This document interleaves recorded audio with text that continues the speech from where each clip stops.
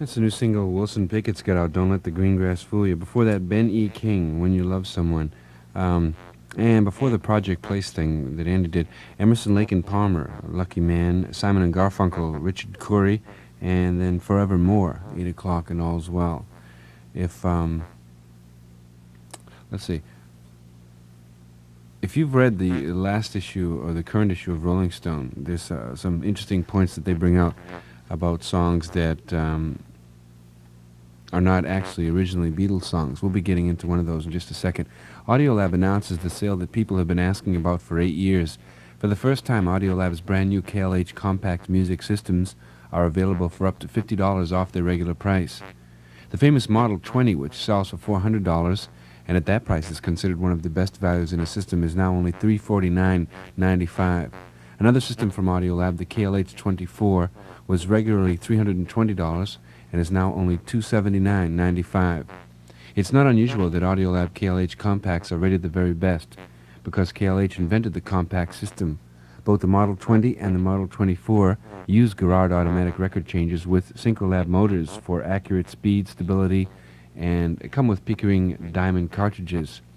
The electronics are designed and made by KLH in Cambridge, and the entire system is guaranteed by Audiolab for 2 full years, parts and labor.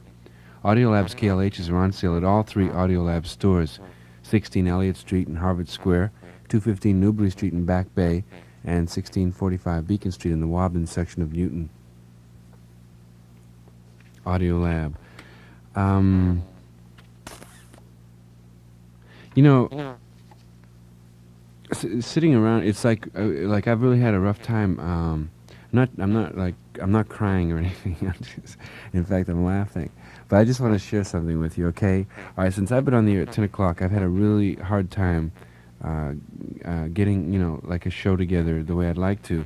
The reason being that I've been answering phones.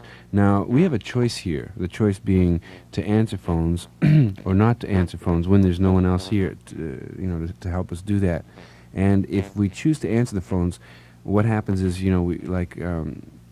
especially on weekends, a lot of people really, really need help, whether it's somebody ODing or somebody looking for a number for Project Place or something, or somebody who's got to have an announcement aired right away, or somebody who's got to know, just all around community service things that are really, really important, and sometimes, when those phones start ringing, like I'll pick them up if I'm here all alone and try to help you out as best I can. But what happens is, you hear dead air sometimes because I miss records and cues and things like that.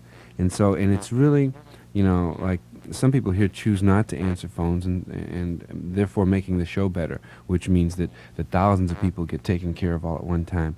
And, hopefully the few that need help get it somewhere else. But I don't know. What I'm leading up to, I guess, is we really would like some volunteer help down here. Like we're in no position to pay bread for it, but it sure would be good for the community and for us and for yourself maybe.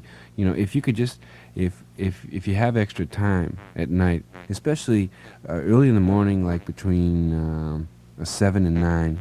I know that's a weird time, but Sam needs help, and I need help, especially on weekends, because I guess nobody just can find the time to do this on weekends, but we really need help answering phones and connecting people up with the right numbers and things.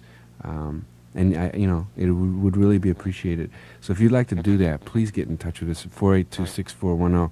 If you'd like to do that, maybe once a week on a Saturday night, or a couple of days a week in the morning, or something like that. But if you have any free time at all, lots of people out there, I guess, could depend on you.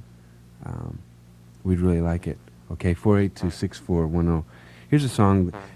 People are always complaining about, oh, that guy, that person stole that song from George Harrison, or that person stole that song from Mick Jagger.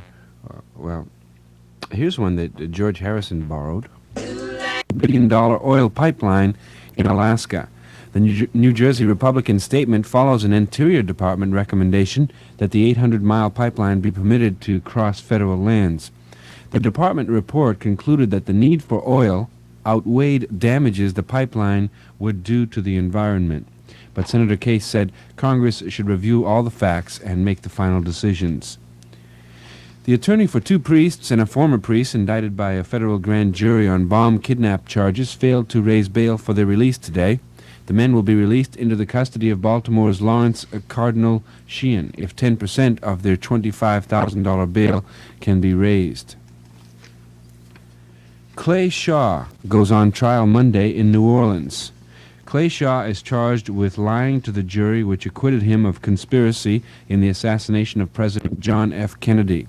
The perjury charge was filed by District Attorney Jim Garrison on March 3, 1969, 2 days after Shaw's acquittal by 12 criminal district court jurors. When asked to comment on the new trial, Shaw says, "Talk to my lawyers." They describe the perjury charge as ridiculous and vindictive. The lawyers say the jury at the conspiracy trial ruled that Shaw's testimony was truthful by acquitting him.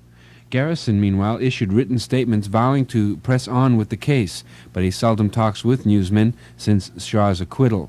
The trial opening Monday centers on Garrison's contention that Shaw lied when he testified that he never knew or ever saw Lee Harvey Oswald or David Ferry.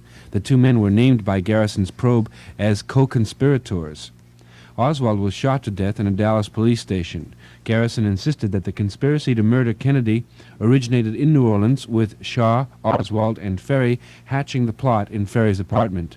Ferry is dead. He called the Warren Report, Garrison called the Warren Report, a fraud. Shaw's trial on the conspiracy to murder charge lasted 34 days. At the end of the trial, the jury deliberated less than 1 hour. Shaw filed a federal court suit last January 27th for $5 million damages against Garrison and three of the wealthy men who stepped in to help Garrison finance the investigation.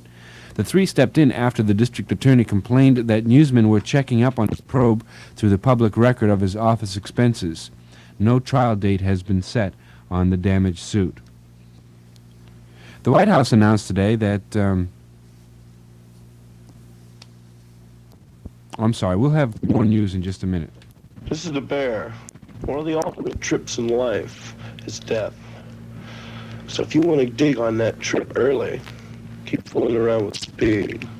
Because remember what we said in that little song is true. Speed kills.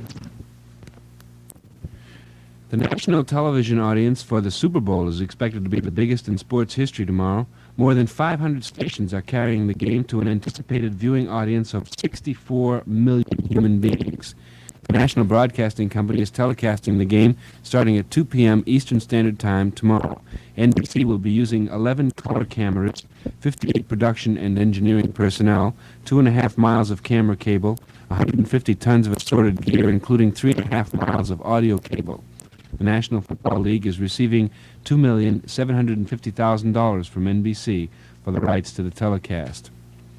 And finally in the news, a former Interior Secretary Stuart Udall was arrested on a shoplifting charge today in the Washington suburb of McLean, Virginia. Udall says the incident stemmed from a mistake he made. He says he took 2 packages of cigars from a shelf in the store and put 1 package in his pocket while shopping for other items. Udall says that later, in his haste to get to a basketball coaching session, he failed to pay for the pocketed items. Udall was arrested outside the store by a guard.